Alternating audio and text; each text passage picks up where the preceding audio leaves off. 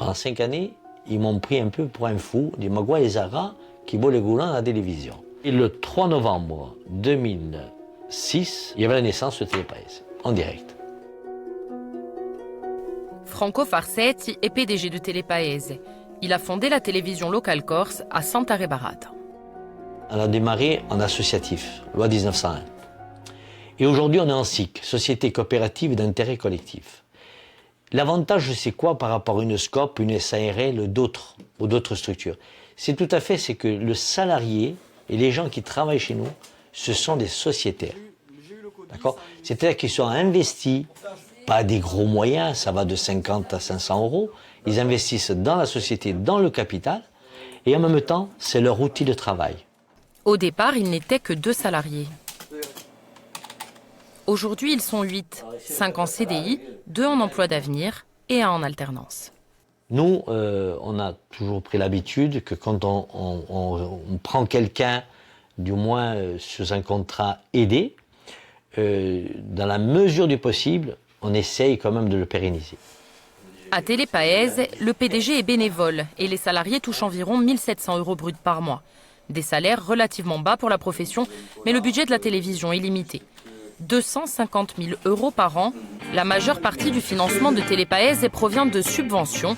Le reste émane de la publicité et de mécénat. Qui dit budget limité et équipe réduite dit aussi polyvalence des salariés. Au cours de sa journée, l'alternant de la boîte occupe plusieurs postes, journaliste, maquilleur, présentateur et monteur, une formation qu'il trouve enrichissante. En 2 ans, j'ai appris énormément de choses. J'ai fait énormément de choses, que ce soit à tous les postes, au niveau de la programmation, au niveau du tournage, des reportages, de la présentation. Donc je pense que c'est le meilleur moyen d'acquérir un bon nombre de compétences. Dans le journal qu'il a présenté, les sujets suivent une ligne éditoriale claire. On parle beaucoup des associations locales. Le tissu associatif, pour nous, a une importance vitale parce que justement, c'est grâce aux associations que l'on peut trouver sur le territoire justement cette cohésion, cette communication et puis au quotidien justement des bénévoles qui, sans ces bénévoles, rien ne se ferait. Donc évidemment, nous sommes un peu leur lucarne. Depuis des années, les équipes de la télé locale travaillent dans ces Algeco. Le mois prochain, ils déménageront ici, à Montigello, dans des locaux que la mairie leur loue.